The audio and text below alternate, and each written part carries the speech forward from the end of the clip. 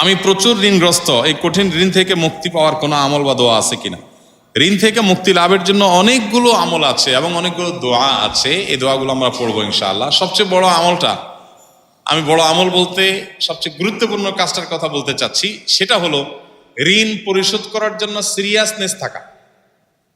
সবচেয়ে গুরুত্বপূর্ণ বিষয় হলো ঋণ পরিশোধের জন্য কি থাকা? সিরিয়াসনেস থাকা। আমি অনেক মানুষকে জানি যারা ঋণ পরিশোধ করতে চান, অনেক ঋণ হয়ে গেছে, ঋণ পরিশোধ করতে চান, আমার কাছে এসে বলছেন, হুজুর এটা দোয়া শিখাই দেন, যেটা পড়লে আল্লাহ তাআলা ঋণ পরিশোধ করাই দিবেন। আমি বলি ঠিক আছে, দোয়া আপনারা শিখাবো, আগে বলেন ঋণ কত টাকা। তো ধরেন বললো যে আমার এত লাখ টাকা ঋণ, আপনার ঋণ পরিশোধ করার কোনো ব্যবস্থা নাই? না হুজুর, কোনো ব্যবস্থা নাই। কোনো টাকা পয়সা নেই? না, কোনো টাকা পয়সা নেই। জমি জমা কি পরিমাণ আছে? এই 2-4-5 বিঘা জমি আছে। তো জমি বিক্রি করে ঋণ পরিশোধ করতেছেন না কেন? এটা কোনো কথা হুজুর, জমি বিক্রি করে ঋণ শোধ করবো? অনেকে আছে ব্যবসার টাকা আছে, না ভাই পকেটেরটা দিয়ে ঋণ শোধ করবো না। আপনি দোয়া শিখাই দেন, দোয়া দিয়ে কাটাকাটি হয়ে যাক, আমারটা আমার কাছে থাকুক। আমার কথা বুঝেন নাই? এইরকম বহু লোক আমি পাইছি যে এই টাইপের। আমি বলছি ভাই, আপনার সাধ্যে আছে, ঋণ পরিশোধ করার অ্যাবিলিটি আছে, ওইটা আপনি ব্যবহার করেন, পাশাপাশি আল্লাহর কাছে দোয়া করেন। আপনার হয়তো পুঁজি থেকে যাবে। অনেক লোক আছে ব্যবসা বাণিজ্য করে, ব্যবসার টাকা, ক্যাশের টাকা দিয়ে দেনা দিব না ভাই, দেনাটা ফাও টাকা দিয়া, উৎমা টাকা দিয়া, অতিরিক্ত টাকা দিয়ে দিব, আর এটা আমি মূলধনে হাত দিব না। তো এইটা কখনো প্রকৃত অর্থে ঋণ পরিশোধ করার শুদ্ধ চিন্তা হতে পারে না।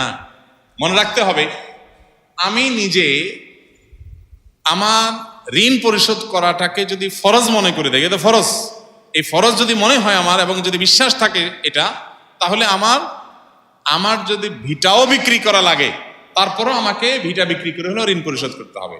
আপনারা অনেকে মাসআলা জানেন, মানুষের মৃত্যুর পর তার যা রেখে যাওয়া সম্পদ, ঘর বাড়ি জমি জমা, ভিটা মাটি, ব্যাংক ব্যালেন্স, এগুলো দিয়ে সর্বপ্রথম কোন কাজটা করতে হয়? ঋণ পরিশোধ করতে হয়। তাহলে শরীয়ত কি গুরুত্ব দিয়েছে? আপনি জীবদ্দশায় করবেন না, আপনার মৃত্যুর পরে শরীয়ত বলছে আপনার সন্তানদের পরে ভাগযোগ, তারা থাকলে পাবে, না থাকলে নাই। আগে কি হবে? আগে ঋণ পরিশোধ হবে, দাফন কাফনের খরচ দেয়া হবে, ওসিয়ত করলে 1/3 পর্যন্ত কার্যকর হবে, টোটাল না। আপনি ওসিয়ত করে গেছেন আমার মৃত্যুর পর আপনি আমার টাকা দিয়ে একটা মসজিদ বানাই দিও, জি না, আপনি বললেই হবে না। আপনার টোটাল সম্পদের 1/3 যদি মসজিদ করা যায় ওকে, না হলে 1/3 বেশি কি হবে না, আপনার ওসিয়ত কার্যকর হবে না। কিন্তু ঋণ 100% কার্যকর হবে। আমি কি বুঝাতে পারছি?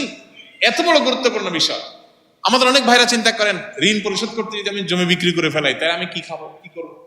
আরে ভাই, এমন একটা রোগ হয়েছে আপনার, যে রোগে ট্রিটমেন্ট করতে গিয়ে সব ভিটামাটি বিক্রি করা লাগতেছে, না হলে ট্রিটমেন্ট হচ্ছে না, আপনি কি করবেন? আপনি বলবেন না সব বিক্রি করে ট্রিটমেন্ট করলে হবে নাকি? ট্রিটমেন্ট অল্প টল্প কিছু দিয়ে করি, আর এগুলো আমার থাকুক, আমি কবরে নিয়ে যাবো, এটা বলবেন আপনি? আমার আগে জীবন বাঁচক, সম্পদ বহুত হবে ইনশাআল্লাহ। ঠিক একইভাবে ঋণ পরিশোধ করি, আমার ইমান বাঁচক, তারপর সব হবে। আমাদের দেশে কেউ কাউকে ঋণ দিতে চায় না। আপনারা একটা হাদিস অনেকে শুনেছেন, কোন কোন ক্ষেত্রে দান করার চাইতে ঋণে সওয়াব বেশি। বিষয়টা একটু বুঝতে অসুবিধা হয়, দান করার চাইতে সওয়াব বেশি হয় কেমনি? আবার দান তো দিয়েই দিলাম, ঋণ তো দিলাম আবার নেব এই নিয়তে, তাহলে দিয়ে দিলে তার চাইতে আবার ঋণে সওয়াব বেশি কিভাবে হয়? এর অর্থ হলো যে কোন কোন খাতে, ধরেন এক জায়গায় আপনি একটা মসজিদে এখন 2000 টাকা দিলেন, মসজিদে আপনার 2000 না দিলে অসুবিধা হবে না, আরো বহুত লোক দেওয়ার আছে। এই দানের চাইতে আরেকটা লোক 2000 টাকা লোন দিলে অনেক উপকার হবে, ওই লোনটা বেশি সওয়াব। কথা কি বুঝতে পারছি? কয়েক গুণ বেশি সওয়াব হাদিসে আসছে। এই জন্য ঋণ পরিশোধ করার প্রবণতা, ঋণ পরিশোধ না করার প্রবণতা আমাদের সমাজে ব্যাপক আকারে হওয়ার কারণে ঋণ দেওয়ার ইবাদতটা হারায় গেছে সমাজ থেকে। এই জন্য সবাই ঋণ পরিশোধ করার ক্ষেত্রে দায়িত্বশীল হব তো ইনশাআল্লাহ। নবী করিম সাল্লাল্লাহু আলাইহি সাল্লাম বলেছেন যে আহসানুকুম আহসানুকুম কাদাআ, বুখারীর হাদিস, তোমাদের মধ্যে সবচেয়ে ভালো মানুষ হলো সে যে ঋণ পরিশোধ করার ক্ষেত্রে ভালো মানুষের পরিচয় দেয়। দোকান থেকে বাকি নিয়েছেন, আপনি পরিশোধ করার ক্ষেত্রে ভালো মানুষের পরিচয় দিলেন, অর্থাৎ যা বললেন কথা জবান রাখলেন। আপনি খান না খান, আপনার থাকুক না থাকুক, আগে পাওনাদারের পাওনা পরিশোধ করলেন। এরকম আন্তরিকতার চেষ্টা থাকবে তো ইনশাআল্লাহ? আপনার এই চেষ্টা আছে, আন্তরিকতা। এরপর এবার আপনি আমাকে বলেন হুজুর দোয়া শিখাই দেন, এবার আমি দোয়া বলবো। কথা কি বুঝতে পারছেন? এতগুলো কথা বললাম এই জন্য যে আপনার টাকা পয়সা সব আপনি রেখে দিয়ে এরপর বলতেছেন হুজুর আপনি দোয়া শিখিয়ে দেন, আপনার দোয়া দিয়ে ঋণ কাটাকাটি হয়ে যাক, আমার টাকা আমার কাছে থাক।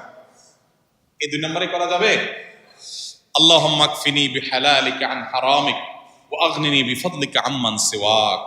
আল্লাহ, আমার জন্য যেন হালালই যথেষ্ট হয়, হারাম যেন প্রয়োজন না হয়, আপনি ছাড়া কারো যেন মুখাপেক্ষি হওয়া না লাগে, আপনি আমাকে সেই তৌফিক দান করুন। এই দোয়া পড়বেন, আল্লাহুম্মা কফিনি বিহালালিকা আন হারামিক ওয়া আগনিনি বিফদলিকা আম্মান সিওয়াক। আর এছাড়া দোয়া কবুলের সময়গুলোতে সাধারণভাবে নিজের ভাষায় দোয়া করবেন, আল্লাহ আমার ঋণ পরিশোধ করে দেন, আল্লাহ আপনি ব্যবস্থা করে দেন, আল্লাহ আপনি সহজ করে দেন। তাহাজ্জুদের সময়, 5 ওয়াক্ত নামাজের পরে বিভিন্ন সময় আল্লাহ তাআলা ইনশাআল্লাহ সহজ করে দিবেন।